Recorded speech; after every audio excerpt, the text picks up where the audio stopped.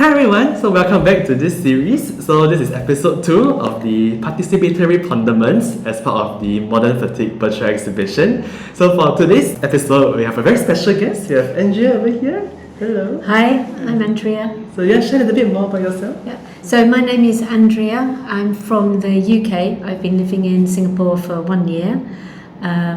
My trade is I'm a counsellor, a psychotherapist. I work with children and young people, and not currently practicing in Singapore, but I am working with children. Nice. So we actually met each other as volunteers at the Asian Civilizations Museum. Yeah. So it's a really nice encounter that we had over there. Yeah. And so actually the reason why I wanted to invite you on this show is because I wanted to find out a little bit more from perhaps your professional experience with dealing with issues of, I guess, mental health and exhaustion perhaps. So should I share a little bit more about what are your experiences in this space? So yes, I think my experiences when I was in the UK, a lot of the work that I was doing before I left the UK was actually outdoor. Oh. So I worked outdoor in a forest environment, and part of the reason for that, I worked for a charity called the Wilderness Foundation, and their aim is to restore a balance between people and nature, because it's kind of the idea behind it is that we have lost a sense of awe and wonder, that we spend a lot of time with our heads down, rushing around or looking at our phones and being busy and not taking stock of the world around us, in particular the natural world, and that by stepping back, really immersing ourselves in nature, that we can sort of reset, because as human beings we're animals and we belong in a more natural environment. So all of the work that I did was outdoor in any kind of weather, whatever weather it was, we would work, and that to me was a very valuable way of not only helping my clients, because a lot of the clients I worked with were school children who were really suffering from lots of difficulties with fitting in with the school system. I worked a lot with children with special needs, with ADHD, Autism, and they were struggling to cope with the rigid rules in school. But as soon as they were not in the school environment, so I would receive a report showing all of the things that were supposed to be wrong with them, and they didn't do this and they didn't do that, and this was happening. But as soon as they weren't in school, as soon as they were outdoors, their senses were being stimulated in a different way. And all of the things, there were sometimes when I would get a report and look at it and think, I'm not sure if I can work with this client because their behaviour seems like it will be too challenging. But none of that behaviour displayed in an outdoor environment, because they weren't being bombarded with artificial stimuli. So it wasn't, the lights weren't too bright, the noise wasn't too loud, there weren't people shouting and calling them names. It was just there's something about being outside in nature that's so calming, and that then provided a really good basis for the therapeutic work, because already they weren't stressed in a stressful environment. So that to me has been a real, I think the more I did the work, the more I was aware of the problem wasn't the children, the problem was the system. The educational system was the problem of trying to force them all to behave in a certain way, and that as humans we're all different. So that was really a big lesson for me. But I'm just quite curious, because you mentioned about how, like, in a classroom setting where there's a lot of external artificial stimulus to the children, but how is it different, like in the forest, for example? Because I assume that there'll be like birds chirping, there'll be like branches on the ground. How's it different? I think it's different because nature sounds are calming. It's quite hard to describe, but even sitting here I can hear birds outside. the sound of a bird, and it's not for everybody, but I think for a lot of people, we're animals, we're humans, we're designed to be outdoor, and an indoor environment which we're forced into a lot of the time. And being still, sitting still in a classroom if you're a child, is very alien. And as soon as we feel free being outdoor, then we can stop and listen. But animal, like bird sounds of wind in the trees, have a different quality. It's very hard to explain, but I've experienced it myself and seen it enough times to know that it's a really beneficial thing. Does that make sense? That's great. So it is true that I think not just like school-going students, but I think even as adults working in most oftentimes like I guess confined indoor spaces, then do you have any sort of like advice on how we can sort of make these spaces a little bit more comfortable, a little bit more like less stimulating to? Yeah, I think everyone's so different, aren't they? Because I think a lot of the clients I used to work with, especially children who are autistic or have a lot of sensory issues, will sometimes use like a noise cancelling headphones in a class situation, because a little sound which, say like the sound of a fan, which to us we might be able to block out, is a deafening sound to someone with sensory issues. So by wearing noise cancelling headphones, that can block out the extra sound.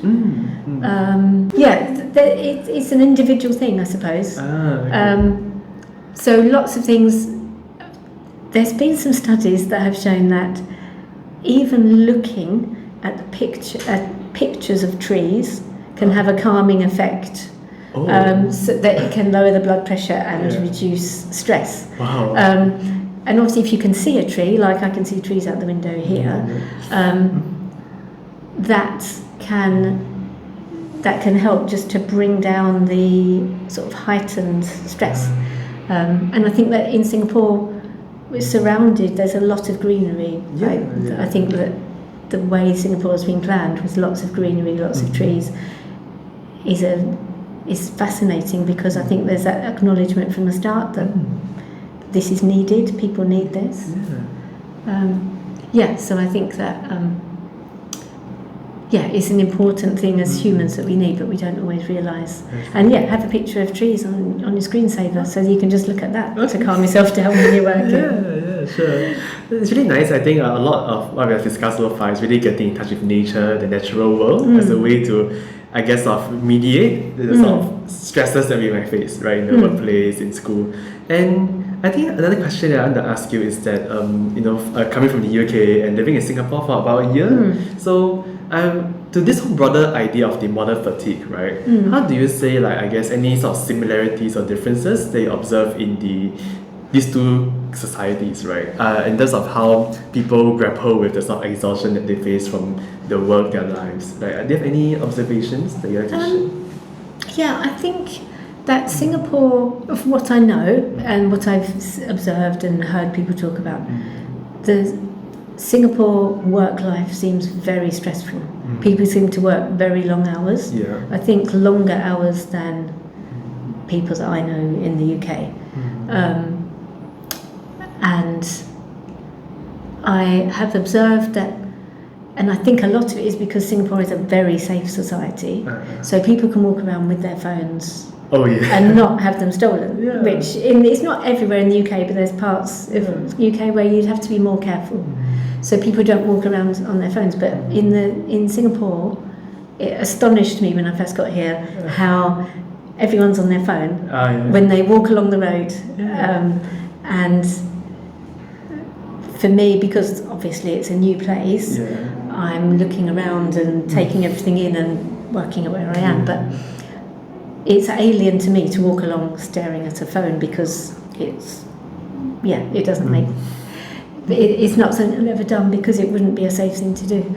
And to me that feels like people are missing out on what's going on around them. But also, I can see that when you've lived somewhere all your life, why would you want to look at the same things over and over?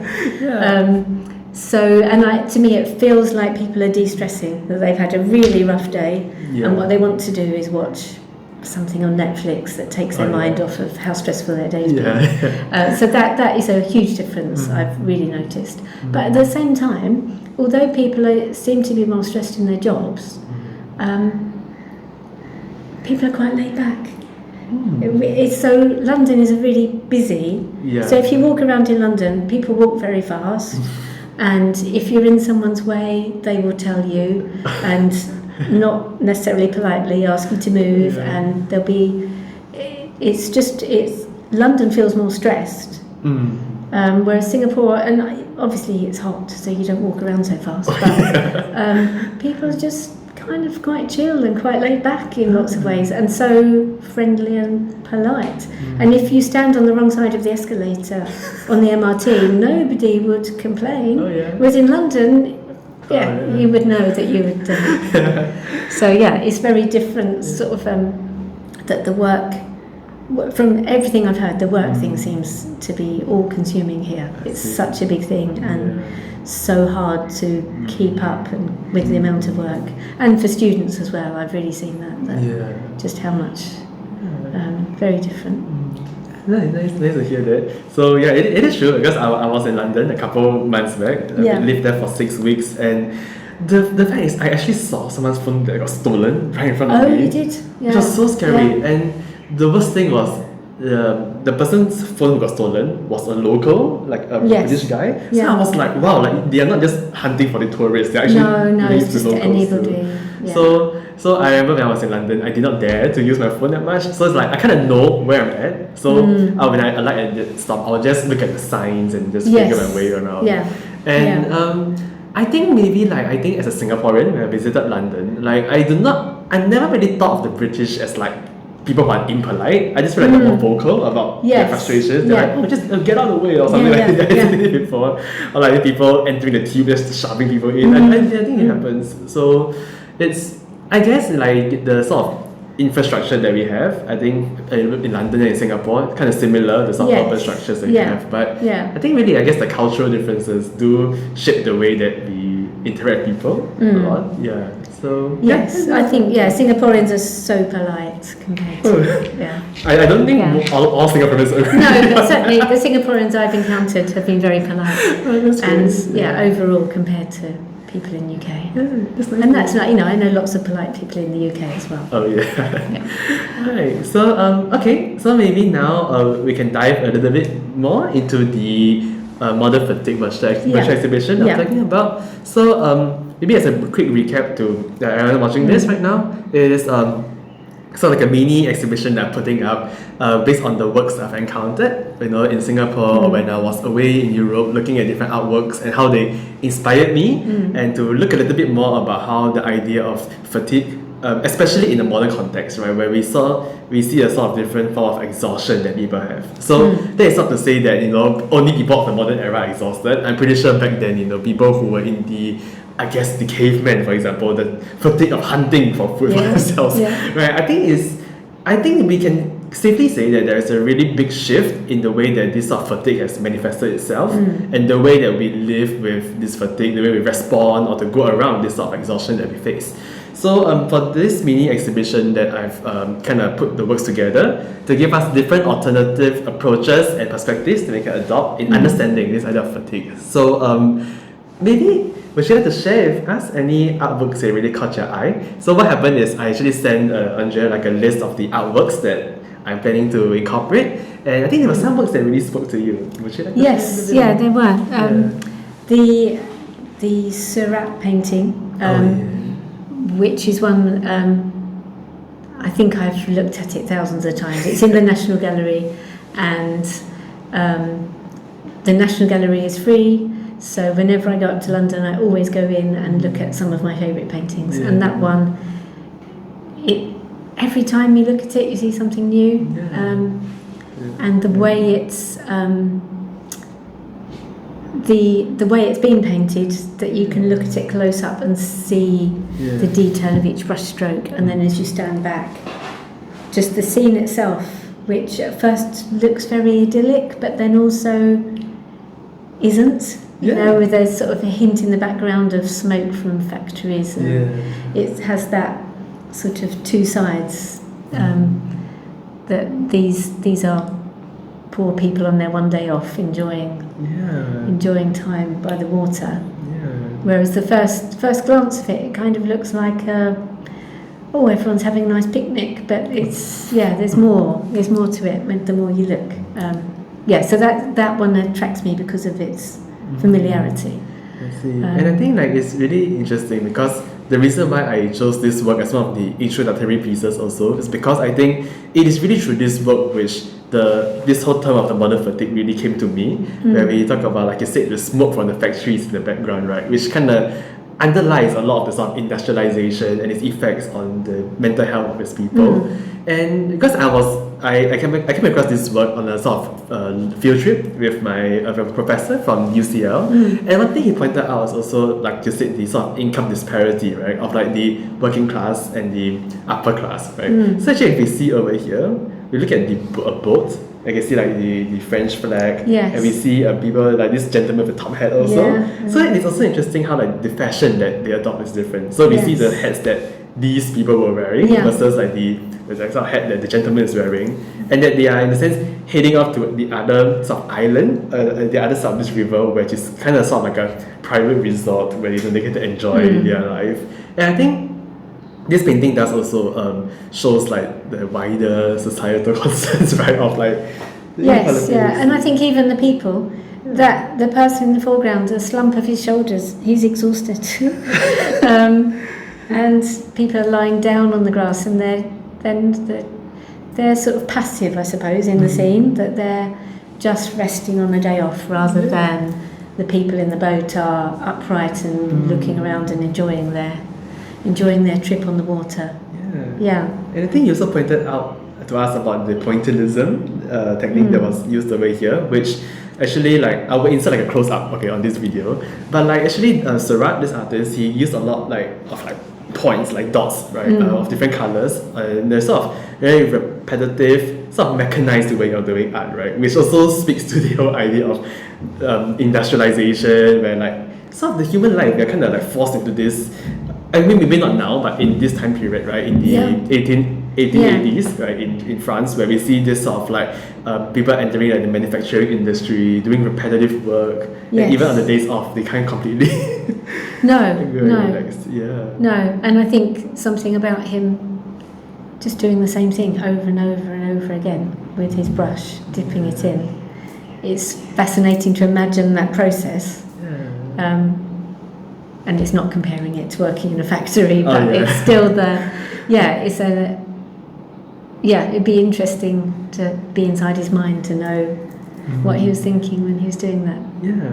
And also to accompany this work for this virtual exhibition, I actually thought about bringing in a Singaporean artist, so Seng, which I believe you've seen his works on exhibition. So this work that I'm gonna kind of like compare and contrast, right, with this Seurat's work is Why and Kiat, Crossing Borders. So this is actually a work by Singapore artist Seng, which features a scene, right, of like 200 over mini sculptures of like these people riding on motorcycles to cross the border between Johor and Singapore, which to my knowledge I believe is one of the busiest sort of international crossways in the world because of how many people cross over to do work.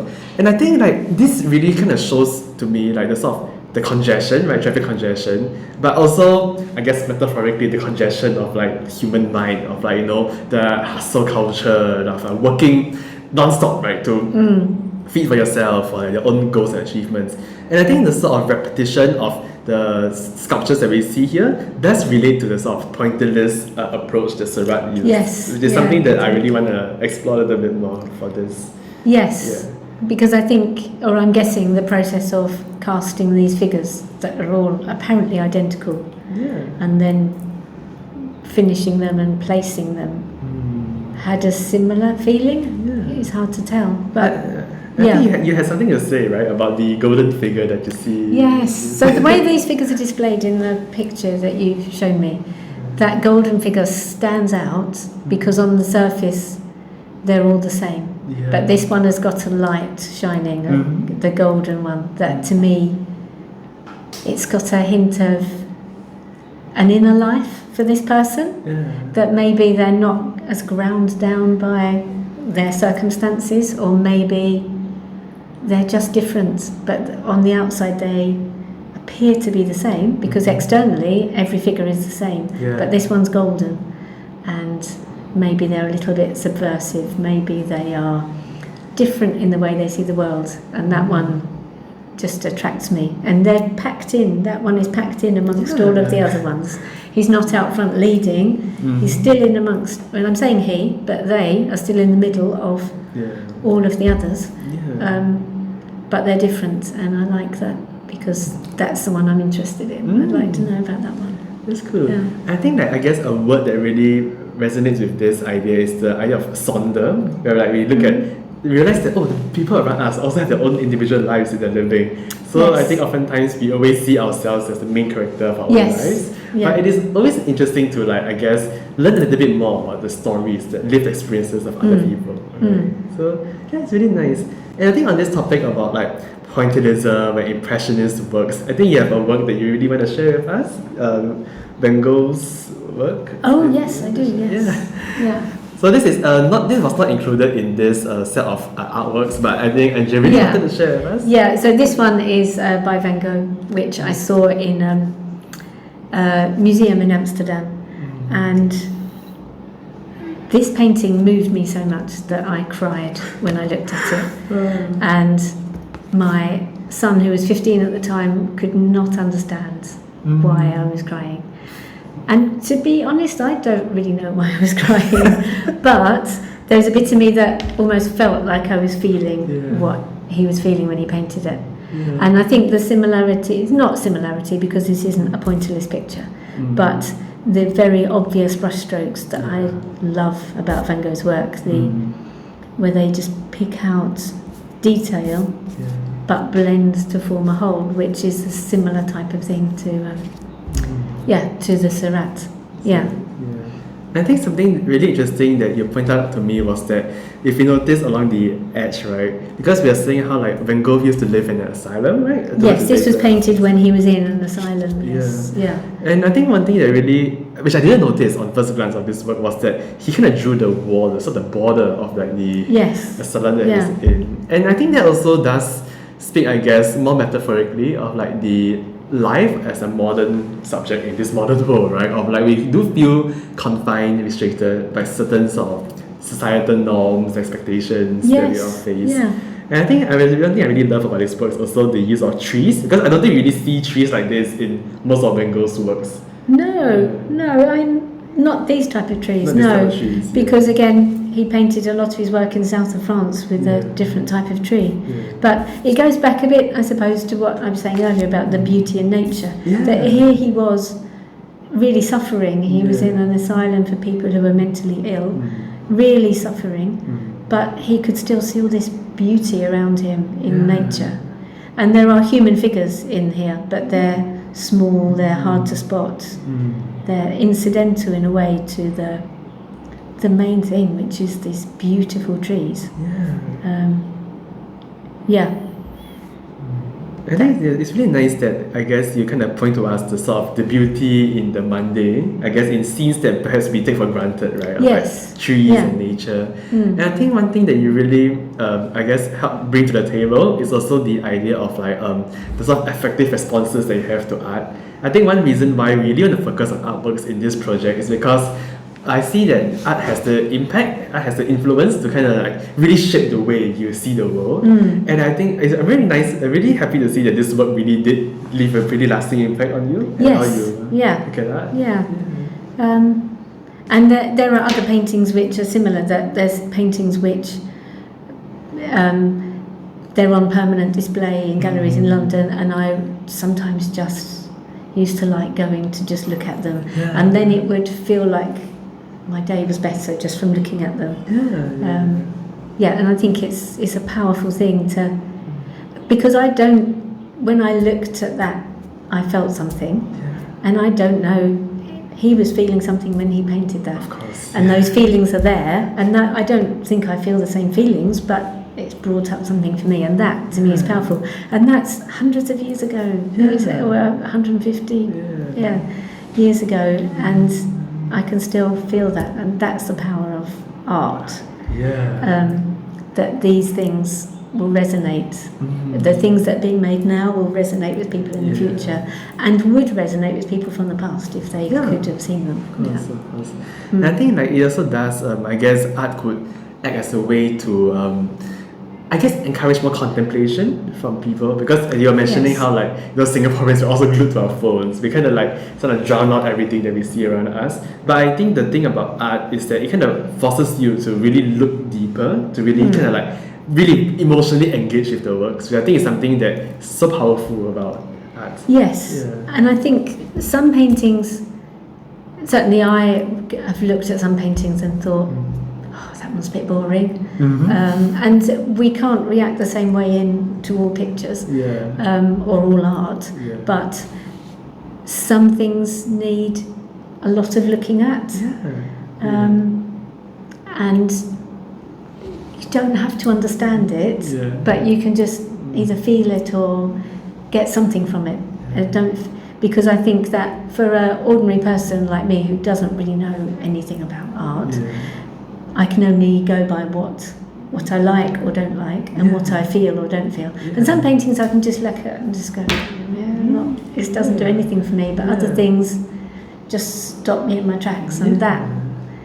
And it's not meant to be for everybody, is it? Yeah, it is. And I think it's nice that you bring this up, because like I feel like sometimes like the museum as a space does feel a little scary and intimidating, right? Yes, definitely. Because you mentioned that sometimes when we look at artworks, we feel the pressure to like look intelligent and say something smart about it, which I think also, because we can also kind of put into context the museum as a sort of modern institution, right? The idea of museums hasn't always existed. Like it's only sort of like a recent innovation in the culture scene, right? And it's interesting how museums, in a sense, kind of become like the primary mode of people engaging with art, right? So I'm pretty sure back then when Gogh did this, it wasn't in the context of putting it in a white cube museum that we conceive of right now. So I think even when we are talking about this idea of the modern fatigue, extending it to, I guess, museums as a cultural institution, we also see that the museums do kind of enforce certain sort of rules and rituals, right, that we have when we look at artworks. We have to be quiet, we cannot talk too loud, we have to not stand too close, view from it from afar. And so I think it's also time where we can also think about the museum space. How can we change it to be a place that is more accommodating? Yes, that's more welcoming, because I think lots of people are intimidated or scared to go in them because, I think that they are scared to go into them because, like you say, they're not sure what they're supposed to think or feel. Or it's a bit like when you see a school trip going around a museum. Or, most of the kids don't want to be there. And they sort of stand in front of something because they're told to, but they're not interested. But there must be a way of making it more engaging.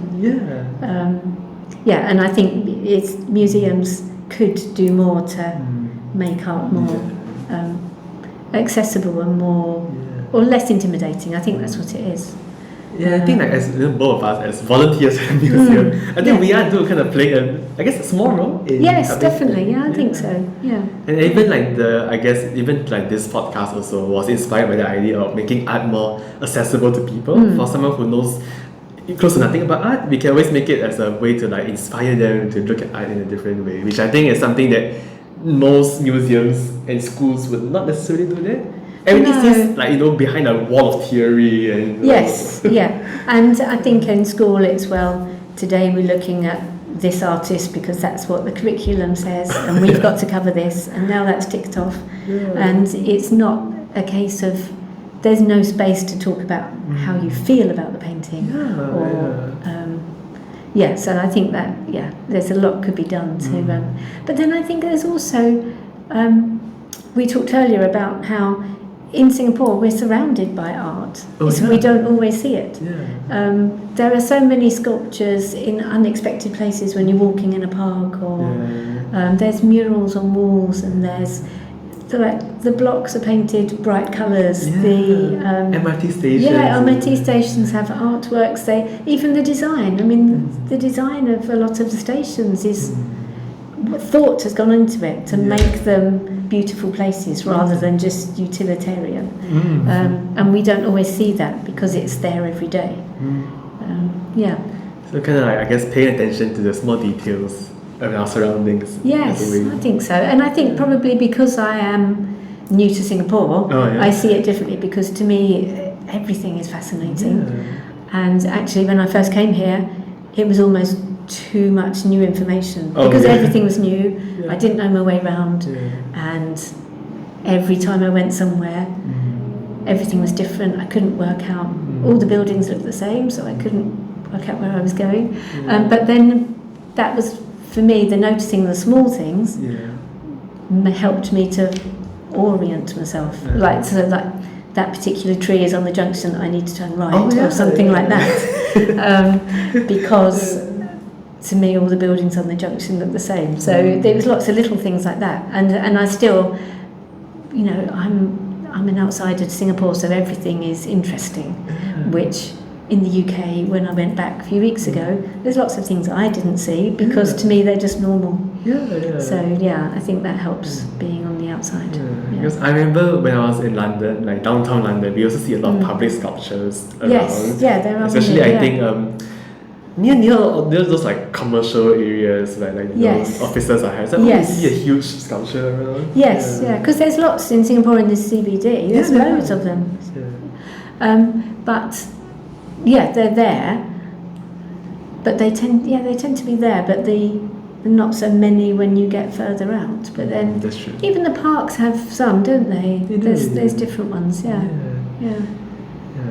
And anyway, thanks for sharing with us Van Gogh's painting. And I think you also did mention that you are very fascinated by abstract art as well. Yes, I am. Yes. So you want to share a little bit more, maybe any works of abstract art that you like to share? So I one of the things I like about abstract art is that I find it less intimidating.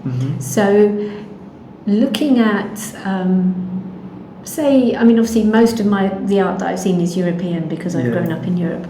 But a lot of the art by the sort of great masters, all of the Italian and Dutch painters, it's stunning. Yes. But it's almost so good that it puts me off because they can paint things that look so lifelike. Like you could pick the apple up and eat it because it's so beautiful. But it makes me, because I'm not very good at art, creating art, and so I can't really, and it doesn't move me emotionally. I can see the skill in it, but it's like, oh yes, that's beautiful painting of fruit in a bowl, but what am I supposed to feel? It's just fruit in a bowl. But a lot of the abstract work, because I have to think about it more, or sometimes not think and just look, that is there's something freeing about that. It's not intimidating. I mean, I know I couldn't paint those things. I couldn't paint like Picasso, but I can see what he's done and think, wow, that's really interesting. And so there's a couple of artists who I really enjoy looking at their work in the Tate modern. So one in particular is Mark Rothko. There is a room of his paintings which he painted originally. He was commissioned to do some work for paintings to hang on a wall in a restaurant in a hotel in New York. And as he started working on them, they became something different, and he felt that the restaurant wasn't the right place, that they were too serious, and he wanted people to really contemplate them and look at them rather than just being background. So he donated them to the Tate in London, and they're just in a room that's quite dimly lit, and it's really quiet. It's off the side of a gallery, and it has a big seating area, and the invitation feels like just sit as long as you like and look at them. And they're spread around the room, and so I will often sit and just look at one of them for a long time. And it's, I suppose what I was saying about things being intimidating, I can see that he's put a huge amount into it, that it's not easy, I couldn't do it. But it's, because it's not a thing, I'm not looking thinking, oh, that's an apple. I'm just looking thinking, wow, what is that? Or what do I see in it? And almost any time I look at it, it could be different. And they're very soothing and calming. So if I have had a stressful situation, sometimes, well, I used to just go to London and go and sit in the room with the Rothkos. And that to me would be quite a healing thing. And I would do that by myself because I wouldn't expect anyone else to sit there for half an hour. But that was just like a medicine. And there's a couple of other artists there, Jackson Pollock, a couple of his, which are, they just draw me in.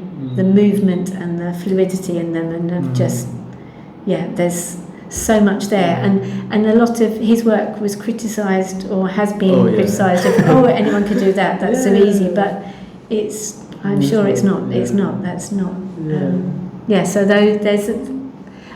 there's lots of other artists, but those in particular, but again, because they're there and available and they're free, that to be able to access that whenever you want is it's something that we take for granted, probably, but to be able to have access to those things. It's really nice that you mentioned how like these artworks do feel sort of like a remedy in a sense for you to like, I guess, feel more at ease, comfortable with yourself when you're feeling very stressed. I think for me also, like whenever I feel stressed, I do just head into a National Gallery or a museum to just like chill, look at art and like spend time with them. And it's nice that you bring that in, and definitely Jackson Pollock has a very, I can say, a fluid, dynamic sort of movement in his art that you can almost feel it when you're looking at it. It's sort of like a aura, like an energy. It really draws you into it. So that's really nice. So maybe would you like to share any works from this collection that really Yes, I think there was the Confrontation that interested me a lot. This looking at a society but from a different perspective, that the workers are the ones who are highlighted, they're in the foreground, they're in colour, we see all the detail of them. And in most societies and all the people in the background are the kind of people who are more well off, the people they've got nice clothes, they're sitting comfortably, relaxing, but they look like ghostly figures, and the people in the front are the workers who are building the place where they're sitting. So I find that really interesting, this sort of switching round, because the first time I saw it, I thought that they were actual ghosts, the people in the background. And I was thinking, this is strange, because I thought maybe they were digging up a graveyard or something, and then I realised that, they are actual people, but something about they're all just merged into one towards the background and look a bit the same. But these two in the front are so strong and vibrant, and yet normally in societies, the workers, the manual workers, are the ones who become invisible to the well-off people who have time and money to relax. So I guess it does act as sort of confrontation to our usual expectations of workers being pushed to the margins, to the background. Because it's back to the other thing with the golden figure, is each one of these people has their individual inner life, but often we have a tendency to look out across a sea of people, especially people who are doing sort of work serving others, and just see them as all the same. But they're obviously not. It was nice. I think for those who watched the previous episode, you have known my friend Seng also chose this word. I think this word really spoke to so many of us. So it's really nice that this book stood out to you. Also, in this broader category of the painting of modern life, where we really see even what Seurat's work also show us, right, about the sort of divide between the upper class and the working class. And I think perhaps what's more pertinent about the Confrontation, right, this work, is that you mentioned that these sort of like the ghostly figures does sort of form like a homogenized populace, right? I think you're mentioning how like the effects of society, right? The use of social media kind of does form, I don't know, how would you interpret it? Like, well, yeah, I feel like there's a certain aesthetic and among the younger people, and I see it in Singapore because that's where I'm living now, but I think it's the same in other, I'm guessing social media and all of that is like an influence that everybody looks roughly the same in how they dress. You know, people dress in neutral clothes, and when you go to the shops, nearly all the clothes are neutral. They're black, they're beige, they're grey, and there's no brightness. There's no. It's almost like do people want to all blend in? Does that make it easier if you blend in? I'm not really sure, because for me, I love colour, so I find it quite frustrating to go shopping and have only grey things. But is it social media that's saying that this is the best look for people like us, that we all look the same and that we're a tribe, or is there a desire to sort of blend into the background and not attract attention? Because especially in this, social media and internet has connected people but polarized opinion, so that if you stand out and look different, are you going to attract comments and attract sort of disapproval? Whereas if you dress roughly the same and do things roughly the same as everyone else, you can maybe escape attention. I don't know. I think it is quite a valid point. I think when we think of like people who like figures who are very outstanding in the social media space, right? Like celebrities or any influencers, right?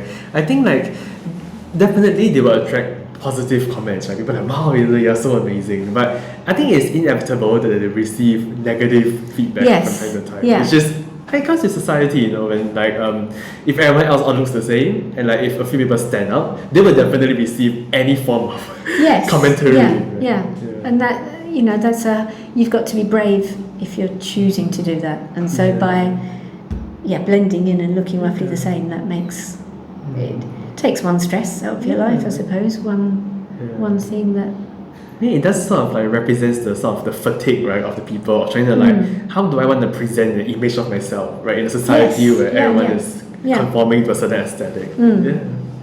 Yes, because again, in terms of fatigue, it's another decision you have to make every day of how am I going to dress and how do I look when I leave the house. But if everything you wear is the same colour, it's one less thing to think about. So maybe there's that. But I think in this painting as well, there's something about these ghostly figures. They all look quite sad. They're quite like the one in the foreground in particular is a bit sort of, again, it's a bit slumped, similar to the Seurat painting, and there's one at the back is sort of hunched over. They're not like the two working figures are very active, and the others are very passive. Which the more you look at it, the more you see. Which is a sign of good art, I suppose. You just review a lot more than yeah. I think maybe also because of the bluish hues, they kind of get a sense of melancholy, like really sad. Yes, yeah, it's nice. I'm really happy that this work really touched many of us when we're looking at it.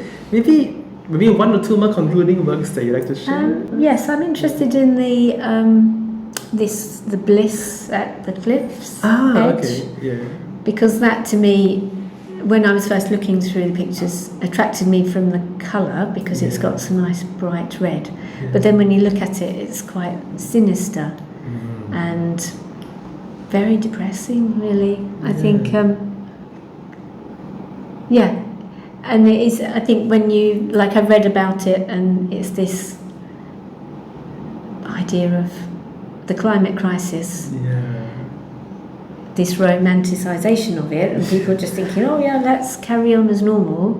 But I find it very depressing because this is what humanity is doing at the moment. We're at a point where we need to do something, and we're not. And we're all, as individuals, we can't do much as individuals, but our governments are not doing as much. And so we're just sitting on the beach waiting for salvation. Yeah, whatever will happen. Yeah. I think like also when you mentioned about confrontation, right? You mentioned the idea of like being active and passive. I think also I guess one way that the sort of modern fatigue manifests itself is through the passiveness of the people, because I feel like, you know, when your own working life, your own life is really so hectic and tiring, you won't have the sort of mental capacity to really engage with issues like the climate crisis. No. And I think that's something that I've really noticed from moving from Europe to Asia, is that in Europe for many years we have been really focusing on recycling and reusing and reducing consumption. And we have so many recycling options and things that we can and can't use. But here in Asia, it's not so prominent. Some countries like Japan, it's a big thing, but it's not so prominent because it's a bit like the Maslow hierarchy of needs thing. Is that when you are focusing on putting a roof over your head and food on the table, you can't be wasting time wondering about, have I brought a plastic bag to put my fruit in? I'll just take one, I can't bring my own bag. It's all of those things that we that if we are better off, that we think, oh yes, everyone should do this, everyone should recycle, and everyone should not use these things. But a lot of the things are a cheaper way of doing it, and when you're poor, that's what you have to do. And I'm not saying that everyone in Asia is poor, but I think there are you have to you can't be focusing on the idealized things when you are struggling to survive, and I think there's something about being one person. I can't do anything about climate change, and you can't do anything about climate change. If I recycle my cardboard, that's feeling like I'm doing something. But it's the governments have to be doing the big thing. And so for us as individual humans or a society of humans, what can we do? We can carry on as best we can in the lives that we're living, and living to help others and care for others. But we can't change it because we're not powerful enough, and that I think is hard. So I kind of sympathise with these people sitting on the beach looking at that polluted sea, because what else can they do? Which I think also does say, I guess, society where like people kind of become more of like a spectator role, where they just sit and watch. There isn't much that they can do. And I think like recently, like my past semester we just concluded, I took a module about political behaviour, and it actually kind of talks about how people behave in response to this sort of, I guess I would say the climate crisis is of a political issue as well, right? And the thing is, because if you think of it from a more like rational point of view, people will only do things that kind of has more benefits than costs. And knowing that just because I use one less plastic bag today doesn't help much, right, in the greater scheme of things. So what happens is that for people to really have that sort of like, to adopt this kind of behaviours of sort of green, environmental friendly behaviour, they often need to feel a sense of duty, something else that adds on to the perceived benefits that they can have. And that's also where you say like governments can come in. So I was thinking, like, I guess in Singapore, like, I think because I assume if there's no government intervention, most Singaporeans wouldn't really pay too much attention about the environment. So what the government does in Singapore is really interesting. So we have plastic bags now in most supermarkets. They are like 5 or 10 cents extra if you want to use them. And I think that really shaped at least my family's way of engaging with like plastic usage. So like we always bring like a tote bag or like recyclable bag to kind of hold our groceries. We no longer take plastic bags anymore. And I think also in Singapore, with like car prices, right, we have the COE, Certificate of Entitlement, which costs a lot, much more than other countries in the world. And that also does make many Singaporeans to think twice, right, of whether should I acquire a car or should I take public transportation. So I think it's really nice that this work, which talks about the climate crisis and how art could open up these kind of discussions of like, you know, the passiveness, the spectatorship, right, of the people in the face of the crisis, which seems way beyond our control. It's